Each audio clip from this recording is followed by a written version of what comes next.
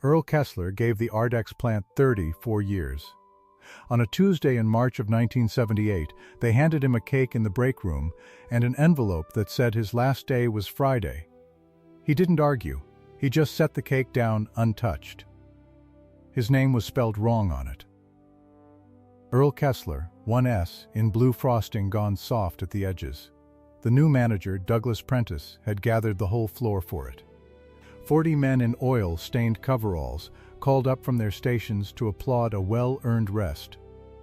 Prentice stood by the coffee machine, smiling the way a man smiles when he's already won. He said it plain, so everyone could hear. Nobody's going to take the word of a worn-out foreman over the company that feeds this whole valley. What Prentice didn't know was that Earl had spent 11 summers watching them dig behind Kettle Creek at night. He didn't know about the little green logbook in Earl's lunch pail. Every date, every drum count, a map. That Friday, Earl drove past his own house and kept going, out to the county road. If you believe quiet people read the fine print, this story is for you. Before we go on, if stories like this one are why you're here, do me a small thing. Tap subscribe, and in the comments, tell me what city you're watching from. I like knowing where these travel. Now, let me tell it the way it happened. I'll start where a man ought to start, with the work. I came to Ardex Chemical Works in the fall of 1944.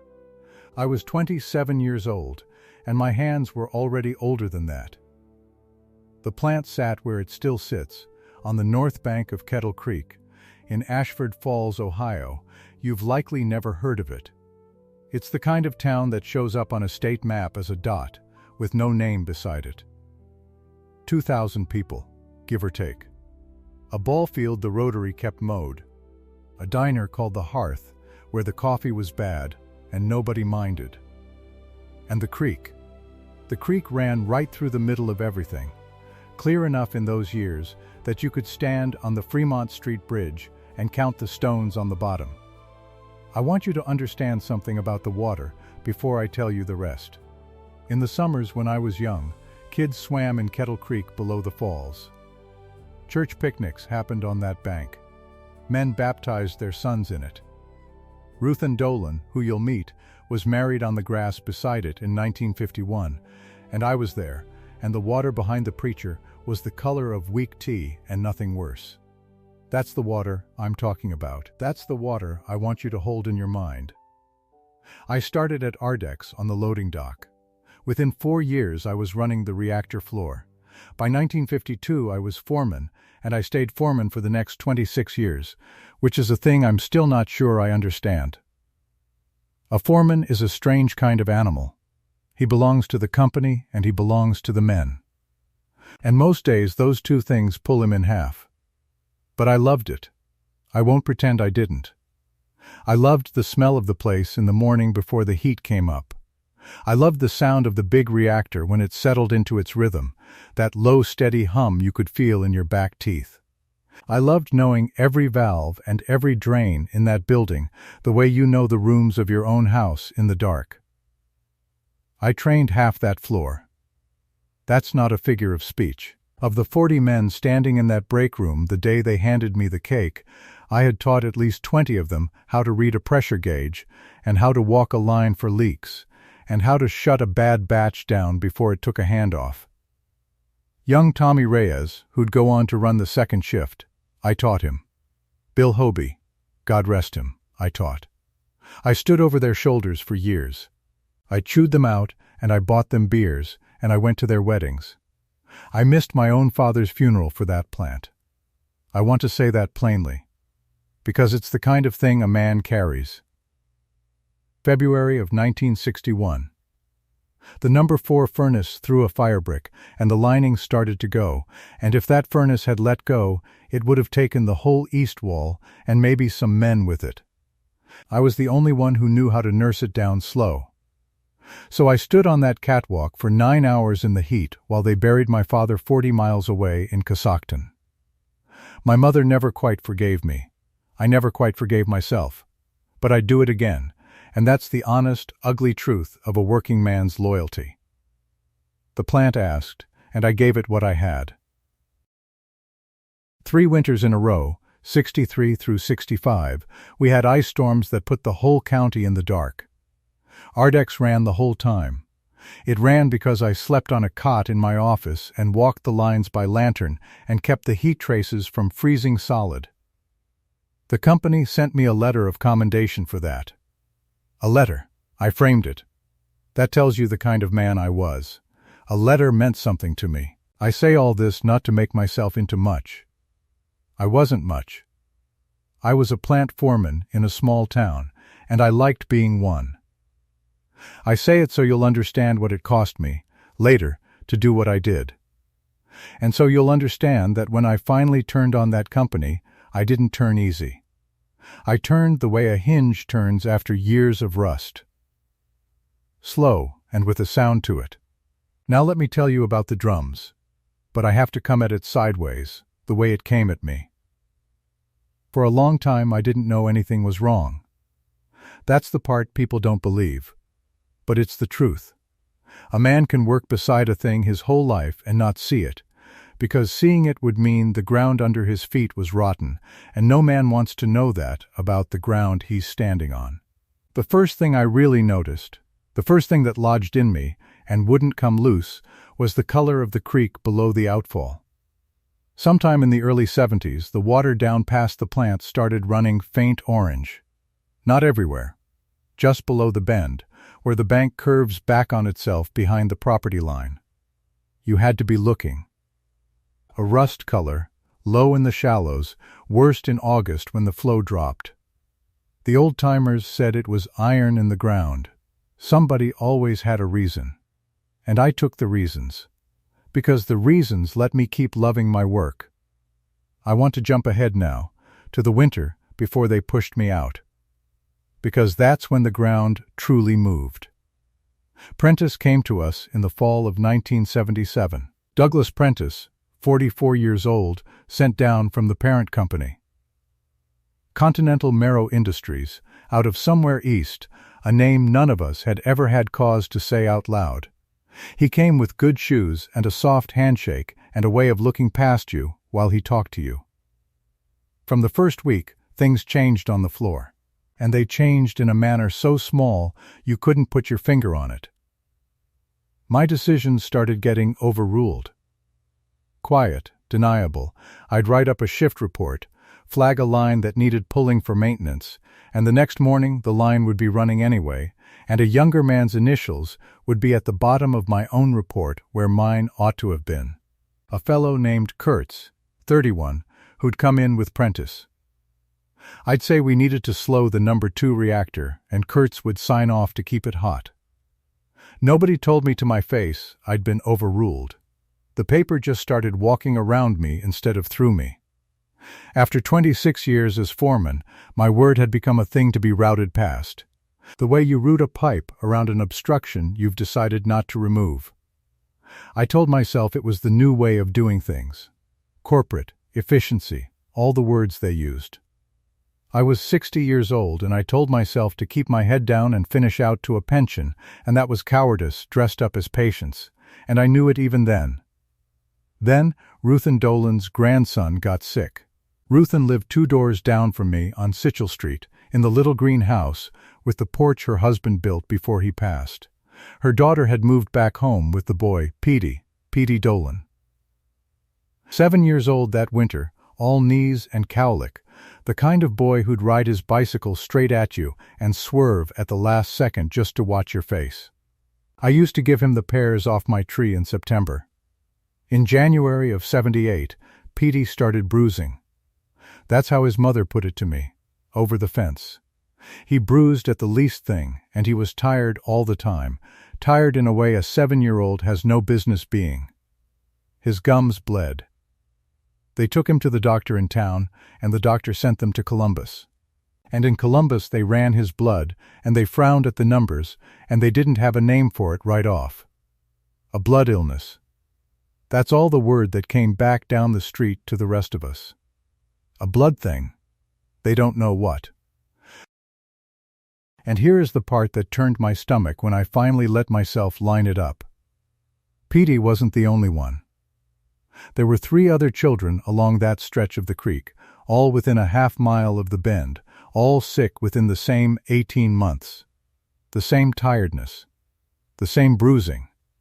Doctors in 3 different towns, each one puzzling over one child. None of them standing on the Fremont Street Bridge and looking at 4 houses in a row and asking what those 4 houses had in common. Nobody was looking at the whole. Nobody but a worn-out foreman, 2 doors down, who had spent 11 summers watching men dig at night behind Kettle Creek. But I'm getting ahead again. I told myself, even then, that it couldn't be the water. I told myself iron in the ground. I want you to sit in that with me a moment, because it matters. A man will lie to himself right up to the edge of a grave, if the truth costs him the thing he loves. I loved that plant. So I lied to myself about the water and the boy in the same breath, and I hated myself for it later more than I hated Prentice or Sutter or the whole rotten company. Now the logbook. I promised you the logbook, and here's where it comes in, so casual I nearly didn't tell it right. Back in the summers of 1969, 1970, and 1971, Ardex had a disposal problem. We ran a process then that threw off a waste, a spent liquor, ugly stuff, and the law was starting to tighten on where you could put such things. The proper way was to drum it and ship it to a licensed site 3 counties over. That cost money. Real money, per barrel, plus the hauling. What the company did instead, what I watched them do, was bury it. On my watch, on the night shift, they'd bring a backhoe out behind the creek bend where the property ran back into the trees, and they'd dig. And they'd roll the drums down into the clay and cover them over before the day crew came on. I logged every one. That was just habit with me. 30 years of Foreman habit. If a drum went out my door, I wrote it in the shift log, because that's how I'd been taught, and I never once thought a little green notebook would matter to a living soul. I wrote the dates. I wrote the counts, and because I was the kind of man who liked to know where things were, I drew myself a map, a bearing off the creek bend, a distance, a landmark, a big sycamore back there that had split in a storm and grown up in 2 trunks like a slingshot. You couldn't miss it. I marked the drums against that tree. I told myself, at the time, that I was just keeping records. That if the company ever needed to go back for them, I'd know where they were. That's what I told myself. I've had a lot of years to wonder whether some deeper part of me knew, even in 1970, that I was drawing a map I'd need someday for a reason I couldn't yet say. I don't know. I've stopped trying to know. A man's conscience keeps its own ledger, and it doesn't always show him the entries, so that's the vault, if you want to call it that. A green logbook, maybe 100 pages, and a folded map in the back, sitting in the bottom of my lunch pail out in the shed, gathering 9 years of dust. Now, back to that winter. Because I did one thing right that winter, before they pushed me out, and it's the thing that made everything after it clean. In February of '78, with Petey Dolan sick and the creek running orange in my mind, I couldn't hold my peace any longer. I wrote a memo, a safety memo, on the company's own form, the way I'd written 1,000 of them. I kept it careful. I didn't say a word about the drums, because I still didn't have the nerve to say what I'd watched. But I wrote that the well water on the creekside properties ought to be tested by the county. I wrote that there'd been illness among the children on that stretch. I wrote that the plant had a responsibility to see it looked into. I signed it, and dated it, and I filed it. And I kept no copy, because I trusted the file the way you trust a thing you've fed your whole life. There was a clerk in the front office, a young woman named Sandra, who did the filing. She told me later what she saw. She saw Prentice take my memo out of the tray. She saw him read it standing up. And she saw him not put it in the county correspondence file where it belonged. He put it in a bottom drawer of his own desk and slid the drawer shut. She watched him shelve it, is what she did, and she remembered it, and thank God she did. And I'll tell you something else I did, because it matters for later. The week before they moved me out, I said it to Prentice's face. Not the drums. I still didn't have the drums in me yet. But I stood in his office and I told him, out loud, man to man, that the creek water was making children sick, and that the company was going to have to answer for it one way or another, sooner or later. I told him I'd filed a memo, and I expected the county to be called. He looked at me the way you'd look at a dog that had learned to talk. Interested for a second, and then bored. He said he'd take it under advisement. Those were his words. Under advisement. 9 days later they handed me a cake. That's the thing I want you to hold on to, whatever else you forget. I warned them, in writing, and to his face, before any of the rest of it. When the day came that I finally opened my mouth all the way, no man could say I'd sprung it on them out of spite. I'd knocked on that door twice, polite, hat in my hand, and they'd shut it in my face twice. Everything I did after, I did with clean hands, because they'd had their chance to do it themselves, and chose the cake instead. So, the cake. Let me tell it slow, because it's the moment the whole town turned on a hinge, and most of the town didn't even feel it.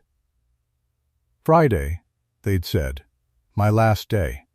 But it was that Tuesday they did the ceremony, so the men could be there before the weekend crews split off. Prentice set it up in the break room, that low green room with the vending machines and the long tables where I'd eaten 30 years of lunches. He had the office girls put up a banner. He had somebody go into town for a sheet cake from the bakery on Main, and on that cake, in that soft blue frosting, they'd written my name wrong. Earl Kessler. 1S. 34 years, and they couldn't spell my name.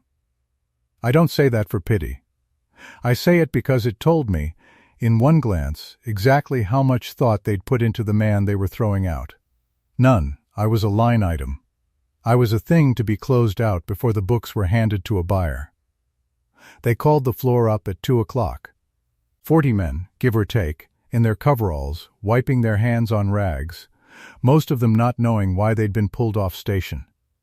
And when they figured out it was for me, I watched their faces do a thing I'll never forget. Some of them, the young ones, they clapped easy, glad of the break. But the men I'd trained, the older ones, Tommy Reyes and Bill Hobie and the rest, they went still. Because they knew.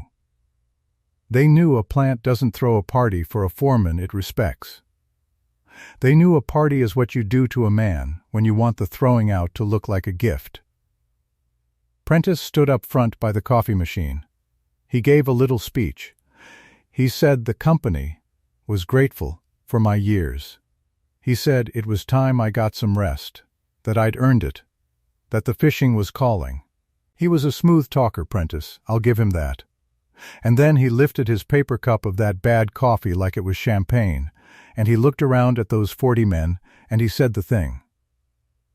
Nobody, he said, and he was smiling, is going to take the word of a worn-out foreman over the company that feeds this whole valley.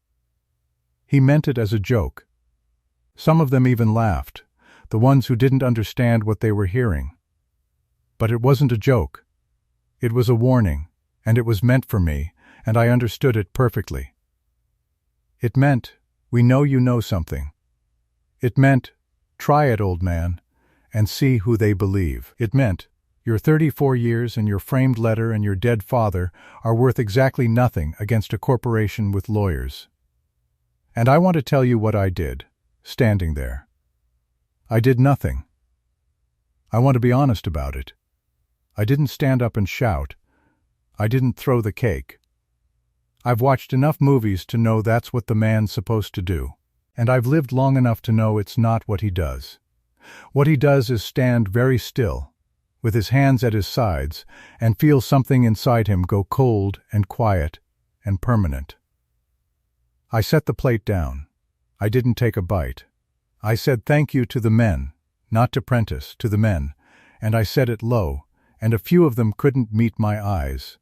And I walked out of that break room and out to my truck, and I sat there for a while before I could trust my hands to drive. That's the moment. If you're waiting for the part where the old man decides, that was it, though I didn't know it yet myself. It wasn't the cake, and it wasn't the misspelling, and it wasn't even the shove out the door. It was that word. Worn out. He'd looked at 34 years of my life, and he'd called it worn out, in front of the men I'd raised on that floor. And he'd been so sure I'd take it lying down that he'd said the quiet part out loud in front of 40 witnesses. Prentice's whole mistake, start to finish, was that he thought my silence was weakness. He thought an old man's quiet was the same thing as an old man's surrender.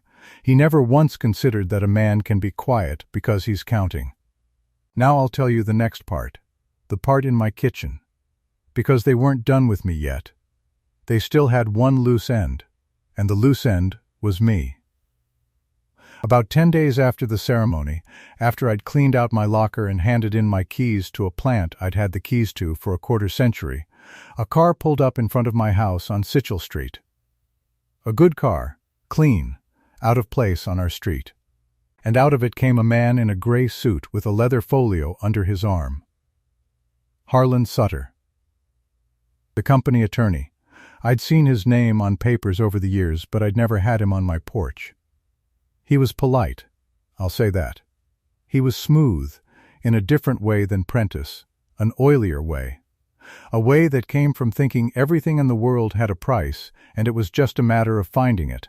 I let him into my kitchen because my mother raised me to, and because I wanted to hear what a lawyer had driven all the way out to Sitchell Street to say to a worn-out foreman. He set his folio on my kitchen table, right where I ate my breakfast, and he took out papers. A consulting agreement, he called it. The company valued my long experience, he said. They'd like to keep me on, informally, as a consultant, and for my consulting, they'd pay me $6,000. $6,000. In 1978, to a man on a small pension, that was real money. That was a new roof and a good used truck and something left over. And Sutter watched my face while he said it, watched to see the number land, because to a man like Sutter the number always lands. He couldn't conceive of a man it wouldn't land on. That was his blind spot, same as Prentice had his. Sutter thought every man in the world was a sum you hadn't finished adding up yet. But I'd worked with contracts my whole life, in a small way, and I knew to read the fine print. Remember what I told you at the start. Quiet people read the fine print.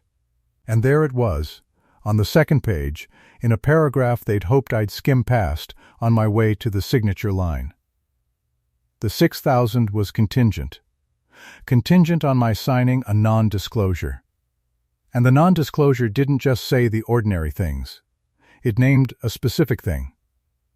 I was to make no statement, to any party, public or governmental, regarding.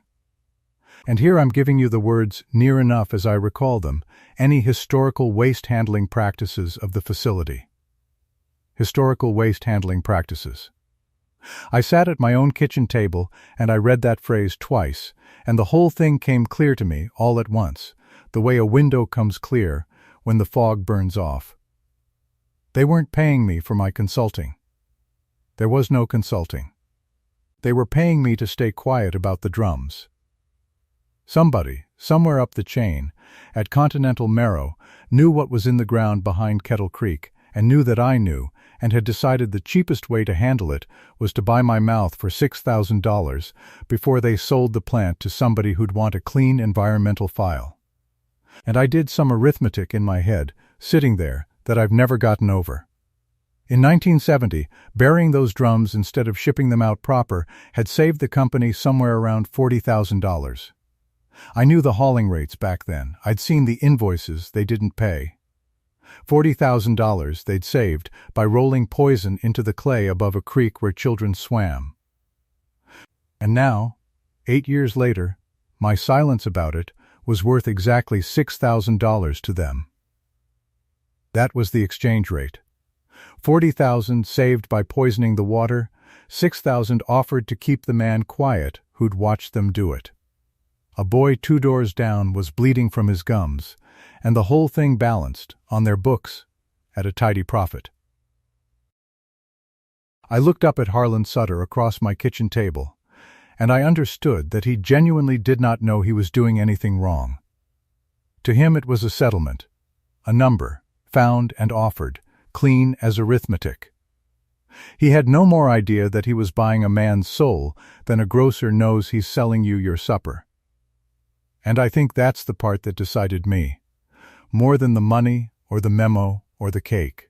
It was watching a man be so certain that everything, was for sale, that he'd drive out to a dead-end street and lay the price of it on a poor man's breakfast table without a flicker of shame. I didn't sign it. I want you to know I didn't so much as pick up the pen. I told Sutter I'd think it over, because I'm a careful man, and I wanted him gone without a scene.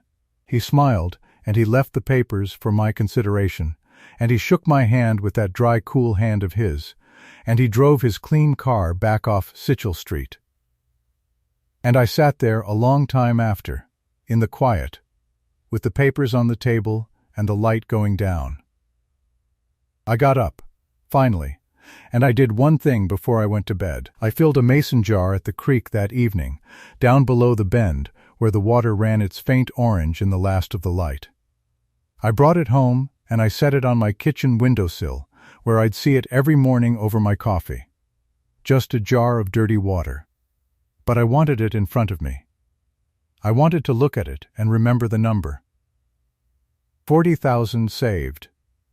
6,000 offered, and a jar of orange water, sitting on the sill, worth nothing at all to anybody, except that it was the color of Petey Dolan's blood counts, and I was the only man in Ashford Falls who could say why.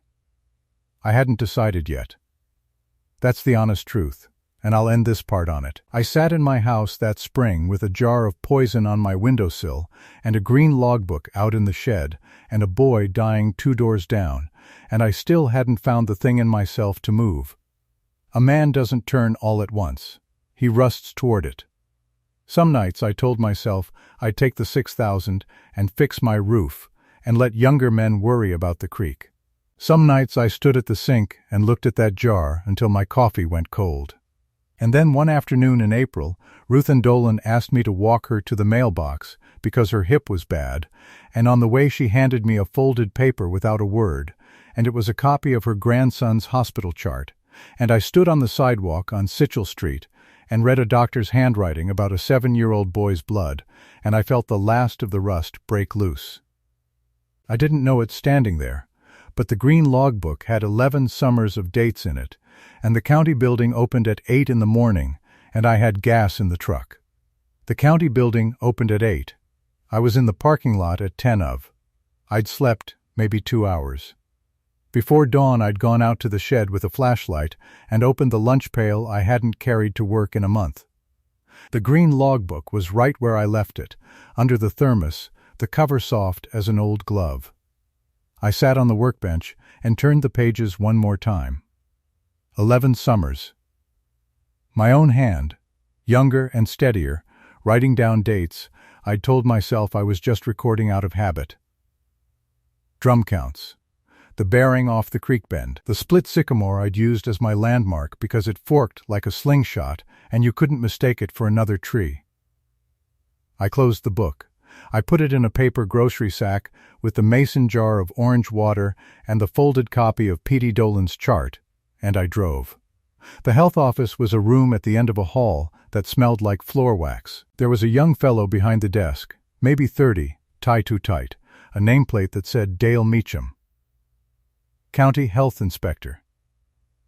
He had a stack of forms in front of him and a cup of coffee going cold, same as mine always did. He looked up. "Can I help you, sir?" I set the sack on his desk. I took out the logbook and laid it flat. I set the mason jar beside it, and the water caught the window light and threw a little orange coin onto his forms. Then I put down the chart. "My name's Earl Kessler," I said. "I was the foreman at Ardex Chemical for 34 years. This book has every drum they buried behind Kettle Creek between 1969 and 1971. Dates, counts, a map. I tapped the jar. That's the creek water. That's what it looks like now. I put my finger on the chart. And that's a 7-year-old boy 2 doors down from me. He didn't say anything for a moment. He just looked at the 3 things on his desk like a man looking at a snake he wasn't sure was dead. "You'll want to test the well nearest the creek bend first," I said. He asked me to sit down. He got me a cup of coffee I didn't drink, and he opened the logbook, and he read. He read for a long time. I watched his face change. He got to the map page, the one I'd drawn in pencil and gone over in ink so it wouldn't fade, and he stopped turning pages altogether. "Mr. Kessler," he said, "who else has seen this?" "Nobody," I said. 34 years, nobody. A company lawyer offered me $6,000 to keep it that way. I didn't take it. He asked me why not. It was a fair question. I thought about it. "Because the water used to run clear," I said, "and because I'm the only one left who knows why it doesn't." He wrote his own name and a date on a fresh form. He asked if he could keep the book. That was the hard part, handing it over. I'd carried that thing 11 summers and kept it 8 more, and it had never once been out of my hands or my shed. But I gave it to him. He gave me a receipt, county letterhead, 1 line, and he wrote out every item. Green logbook. Mason jar, water sample, photostat, medical. He signed it. He shook my hand, and his was cold. "I have to be honest with you," he said. "This is bigger than my office. If any of it's true, it goes to the state, and the company's going to fight it." "I know it," I said. "They'll come after you. They already retired me," I said. "There's not a lot left to come after." I drove home. I made myself a sandwich I didn't want. And then I did the strangest thing. I went out on my porch and I sat down, and for the first time since March, I felt light. Not happy. Lighter, like I'd been carrying that grocery sack for 9 years and finally set it down. Now here's the part where I learned what patience costs. Meacham did it right, which meant he did it slow. He didn't call the newspaper. He didn't call Ardex. He went to the courthouse basement and pulled the old plat maps, the property lines from before Continental Marrow ever bought the plant. He ordered water samples, quiet ones, from 3 wells along Sitchell Street and the Creek Road. He told the labs it was routine. He did not put my name on a single thing that left his desk. And I did nothing. That was my job now. Nothing. I sat on my porch through May. I fixed the loose board on the step. I let Ruthen's cat sleep on my chair. When Prentice's men drove down Main Street in their company trucks, I lifted 2 fingers off the wheel of my own truck the way you do. The country wave, no more and no less than I'd ever given them. I bought my coffee at the diner, and I let Ada refill it, and I talked about the Reds, and I did not say one word about a green logbook in a county evidence drawer. It was the hardest thing I ever did. Harder than the furnace fires. Because part of me wanted to stand up in that diner and tell all of them. And I couldn't. Meacham had said it plain. If the company found out before the samples came back, they'd have time to move, to paper it over, to get out ahead of it. So I sat on my hands and I waved at the men who'd applauded my own funeral. And I let them think they'd won. They did think that. I could see it. When I ran into Kurtz at the hardware store, the young fellow Prentice had brought in to sign off on my old reports, he was almost kind to me. Bought me a Coke. Told me retirement suited me. I looked rested. He figured I'd taken the money. Everybody figured I'd taken the money, because that's what men do.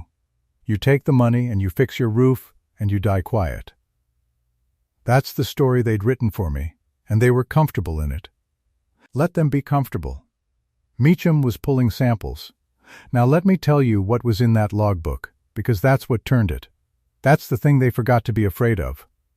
When Meacham showed it to the state men, I heard this later. At the hearing, they couldn't believe it. They thought at first I must have written it up recently, after the fact, an old man's grudge dressed up as evidence. But paper ages. The ink had aged. The pages had gone soft at the corners the way paper does over years, not months. And the entries weren't a story. They were a foreman's log, dull as a grocery list, which is exactly why they were deadly. June 14, 1969, night crew, 4 men. 6 drums, creek bend. 11 summers of that. Not they poisoned the creek. Just 8 drums, 90 yards northeast of the bend, 20 paces past the split sycamore, buried at dark, backfilled by 2 a.m. Every date. Every count. A running total in the back that came to just over 200 drums. And the map. The map was the thing. I'd drawn the bend, the sycamore, the fence line, and the burial ground marked with an X and a bearing, 61 degrees off the creek's east run, because I'd stood there with a hand compass and taken it, God knows why, force of habit. The same habit that made me count everything and write it down. The company had a plant manager 44 years old and a lawyer who thought in numbers and a parent corporation 1,000 miles away. They had lawyers and money and time. And they'd been beaten before they started by a worn-out foreman with a pencil and a compass, and the plain stubborn habit of writing things down. That's the whole story, if you want it in one breath. They forgot the quiet man was watching. They forgot he was a man who read the fine print. They forgot he kept the map. The samples came back the last week of June. I know now what Meacham saw on those lab sheets, though I didn't see them myself till later. The well nearest the creek bend, the one I'd told him to test first, came back loaded with a compound I can't pronounce and won't try to. A solvent. The kind you use to strip metal and then you're supposed to pay a licensed hauler to take it away in sealed drums to a licensed site, and that costs money, and the cheap way is to dig a hole behind a creek where nobody's looking and put your own night crew on it and swear them to quiet. It was in the well. It was in the creek, and when the State Cross checked it against what the doctors up in Cossacton had found in 4 sick children's blood, Petey Dolan and 3 others, all within half a mile of that bend, it was the same compound. The orange water finally had a name. But before any of that came out, the company got wind. It's always somebody. A lab tech somewhere, 40 miles away in Cossacton, ran a sample and something about it made him mention it to somebody who mentioned it to somebody, and it got back up the line to Continental Marrow that the county was testing wells near the old Ardex burial ground. And Marrow moved.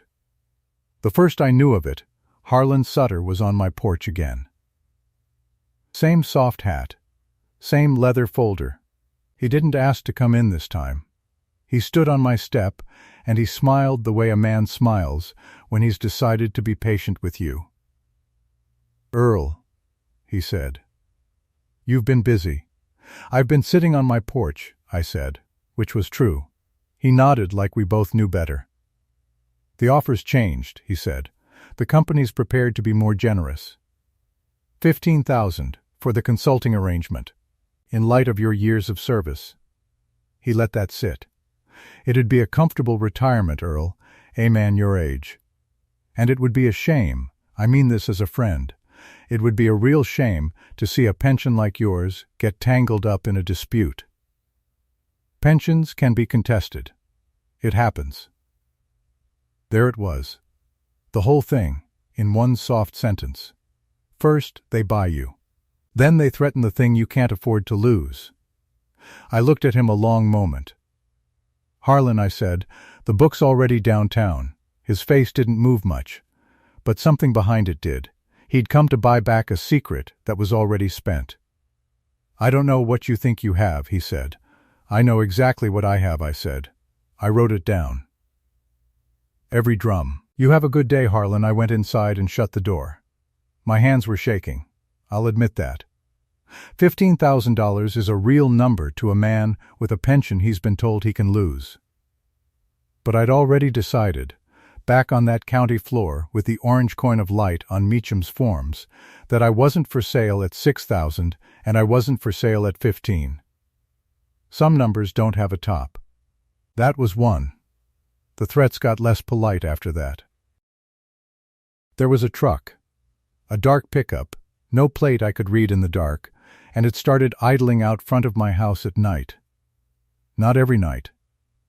Enough, it'd sit there with its lights off for an hour, engine running, and then it'd pull away slow. I never went out to it. I'd sit in my dark front room with my father's shotgun across my knees, unloaded, just for the weight of it. And I'd watch it sit there, and I'd think, they're afraid. That's a frightened company out there in that truck. You don't idle a truck outside an old man's house at midnight because you feel safe. And Prentice went public with the other kind of pressure. He got a quote in the county paper. Somebody had asked him about documents the health office was reviewing, and Prentice, I can still hear his voice in it, Prentice said, "We're aware a disgruntled former employee has produced some kind of hand-drawn map. A lonely man's doodle. Frankly, we're confident the facts will bear the company out. A lonely man's doodle, 34 years, and that's what I was to him.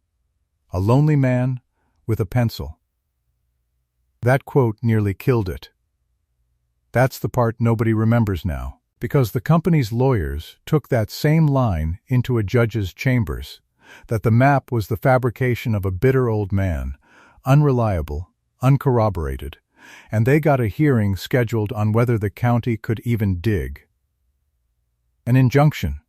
If Meacham couldn't stand the evidence up, if he couldn't prove the map was more than a doodle, the dig would die, and the sale would close, and the drums would stay in the ground, and the water would keep running orange, and P.D. Dolan's counts would keep falling, and no court on earth would ever open it again.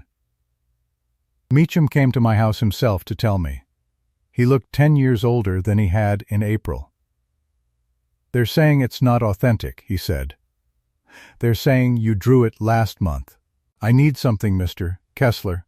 I need to tie you to that ground back then, not now. I need to show you knew about that creek before you ever got fired, so a judge can't call this a grudge." And I sat there, and I thought. And I remembered. 1974, I said. I filed a memo. Written, safety, concern about the creek and the well. I gave it to the office, and it got initialed and filed, and nothing ever came of it. And there's a girl in the front office, Sandra. She saw Prentice pull my last memo out of the tray this past February and lock it in his own desk. She saw it. Meacham went very still. "You have a copy of the 74 memo?" I did. Of course I did. I'm a man who writes things down and keeps his copies. It was in the same shed, in a folder, initialed at the bottom corner. And here's the thing. Here's the gift the Lord dropped in my lap. It was initialed by the plant manager of record. And the plant manager of record in 1974, before Prentice ever came, had left the company. And when Continental Marrow's man reviewed the old files, they'd routed my 74 concern up the chain, and it carried a second set of initials added later. D.P. Douglas Prentice. He'd read my old memo. He'd initialed it himself when he took over the file, his own hand, on my 4-year-old warning about the creek. They'd called me a lonely man with a doodle, and the doodle came with a paper trail that ran straight through Prentice's own pen. I gave Meacham the memo. He held it like it was made of glass. "They warned him," I said. "I warned them. Twice, in writing. You put that in front of your judge." He did. And the judge let the dig go forward. They dug on a Thursday morning in July, behind Kettle Creek, at the bend below the plant. I'll tell you, I almost didn't go. I thought, this isn't mine anymore, it's the county's now, let the young man have it. But Ruth Ann Dolan knocked on my door at 7 in the morning, and she had Petey by the hand. He was thin as a rail and pale, but he was up, he was walking, he'd had a good week, and she said, "Earl, you're coming with us. You put that boy on the front page of God's own ledger, and you're going to stand there and watch them lift it out." So I went. There was a crowd. I didn't expect that. Word had gotten around. There were maybe 30 people on the bank, neighbors, some of the Dolan's kin, a fellow from the county paper with a camera, and a television crew from the city with their truck up on the access road and a fellow holding a microphone. And down in the low ground the county had a backhoe, yellow, its bucket hanging, and Meacham was there with 2 men from the state in white shirts, and he had my map. He had it in a clear folder, and he stood at the edge of the marked ground, and he held that map up and turned it against the creek and paced it off. 20 paces past the split sycamore. And the sycamore was still there, still forked like a slingshot, bigger now, 30 years older than when I'd first used it, but the same tree.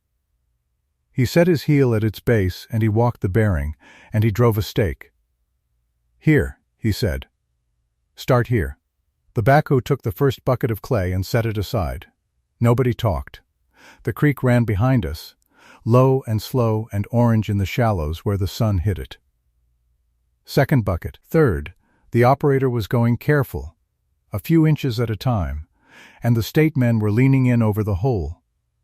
And then on the 4th or 5th pass, the bucket came up and there was a sound, a scrape, metal on metal, a groan, and the operator killed the engine and everybody on that bank went dead silent.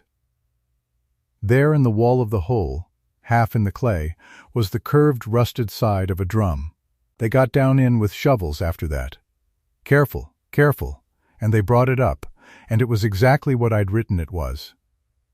A steel drum, rust eaten through in places, the seams weeping something dark and slow into the clay around it, and behind it another, and another. The bucket lifted them out of the ground exactly where the map said. At the bearing I'd stood and taken with a hand compass 9 years before I was ever fired, and Meacham held the map up against the open hole and you could see it. The X was the hole. The hole was the X. I stood at the back. I didn't say a word. I had the mason jar in my coat pocket. I'd carried it, empty now, I don't know why, some kind of company for the thing.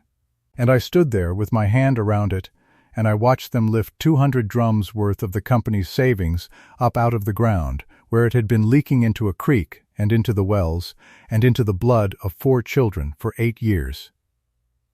Ruth and Dolan was crying. Petey was watching the backhoe like a boy watches any big machine, no idea he was standing at the center of it. And the television fellow found me somehow, came over with his microphone, and asked was I the man who'd brought the map, and I said yes, and he asked how I felt, and I said the water used to run clear. And that was all I gave him. That was all there was. The tests came back in 3 weeks. The state matched what was weeping out of those drums to the compound in the Creek Bend well and to what the doctors had found in the children's blood. All 3 the same thing. The orange water had a name at last, a long chemical name, and it was the same name that was in Petey Dolan's charts, and now nobody in the county could pretend the 2 things weren't one thing. It was in the ground because the company put it there. It was in the boy because it was in the ground. A straight line, drums to well to blood, and I'd drawn the first leg of it in ink in 1970. The mason jar on my windowsill, I'd stood over it for 3 months, not knowing if I was a coward or a fool, turned out to be evidence. They took a sample from it. It's odd to think a jar of dirty water off my kitchen sill went into a state file. But it did. Then came the hearing, and that's where each of them got what was theirs. They held it in the county courthouse, the big room upstairs, and it was full. That's the part I'll never forget. It was full of the same men. 40 men in their good shirts instead of oil-stained coveralls. The same men who'd stood in that break room and clapped for my well-earned rest, Tommy Reyes, Kurtz, all of them, sitting in the gallery now with their arms crossed, watching. Word had gotten to the floor. They'd read the paper. They knew what the drums were, and they knew who'd buried them, and they knew, every one of them, that the doodle had been real. Prentice took the stand first. 44 years old, good suit, corporate smooth. And the county's lawyer had my 1974 memo, and he had the February one that Prentice locked in his desk, and he read the 74 memo out loud in that quiet room, my own words. 4 years old, warning that the creek and the nearest well ought to be tested for contamination from historical waste handling. And then he held it up, and he read the initials at the bottom. And whose hand is that? Mr. Prentice? Those initials. D. P. Prentice said he didn't recall initialing it. The lawyer had Sandra, the front office clerk. She got up, nervous, twisting a handkerchief, and she said she'd seen Mr. Prentice take Mr. Kessler's safety memo out of the correspondence tray in February and lock it in his own desk drawer, and she'd wondered about it at the time. She'd wondered about it. That was enough. That was the second set of initials and the shelved memo and the witness, all in one clean line. Prentice changed his story then. Said if he'd initialed it, he'd escalated it upward. Passed the concern to the parent company, done his part. Escalated it upward. And the county lawyer just looked at him and said, "Upward to whom?" "Because we've subpoenaed those files, Mr. Prentice, and there's no memo above your initials. It stops with you." And the room made a sound, a low sound, 40 men in the gallery, and Prentice's face came apart a little right there on the stand. They suspended him that week. When the sale collapsed, and it did collapse, the buyer wanted no part of it once the drums came up. Continental Marrow needed a name to hang it on that wasn't the whole company, and the name they hung it on was Douglas Prentice. He was charged. The man who'd sent me my funeral cake got his own name written on the thing at last. I was there in the gallery when he came off the stand. He had to walk up the aisle past all of us. And he saw me.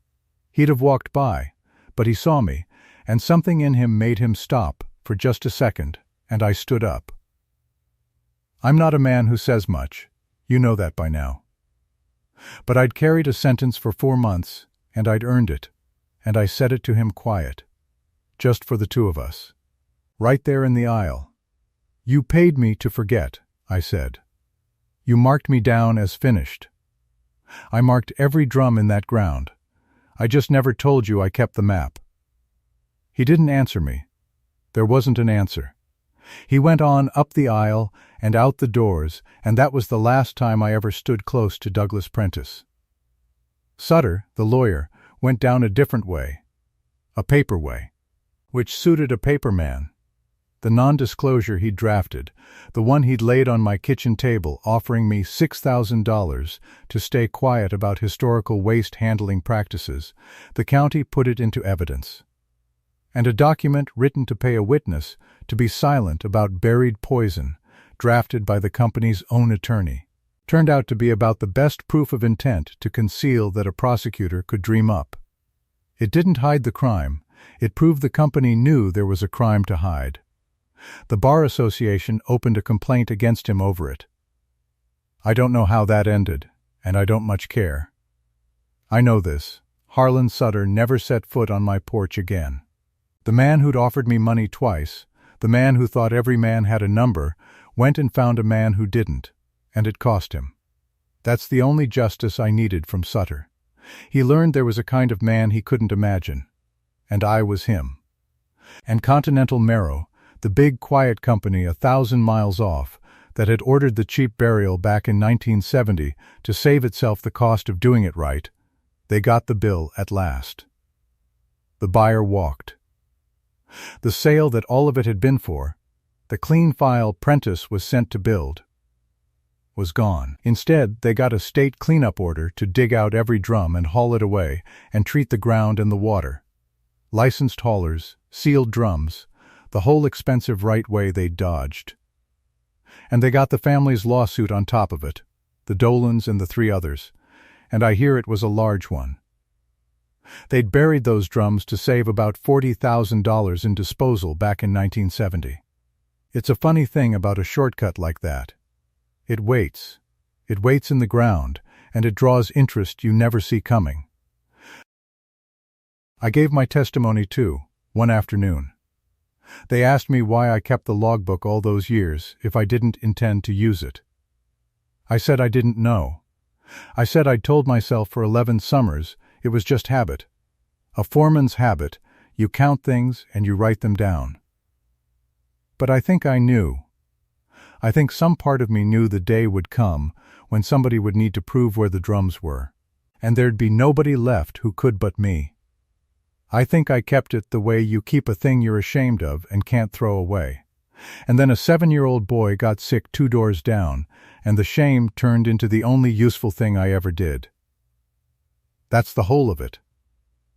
That's what they got, each one, for forcing out an old foreman to keep him quiet. They should have let me retire in peace with a cake spelled right. I'd have gone quiet. I nearly did. A man rusts toward the right thing so slow you'd think he'd never get there. But they pushed, and they paid me to forget, and they idled a truck outside my house at night, and all of it, every bit of it, only reminded me that I was the one man in Ashford Falls who knew where the drums were buried. It's a year on now, near enough. It's spring again. I take my coffee on the porch most mornings when the weather allows, and a few weeks back I walked down to Kettle Creek, down to the bend, where they've hauled the drums out and treated the ground and the water's had a year to run through clean. I stood on the bank the way I've stood on it my whole life, and I could see the stones on the bottom. Just gray creek stones, and a minnow or two working the shallows. Clear water over stones.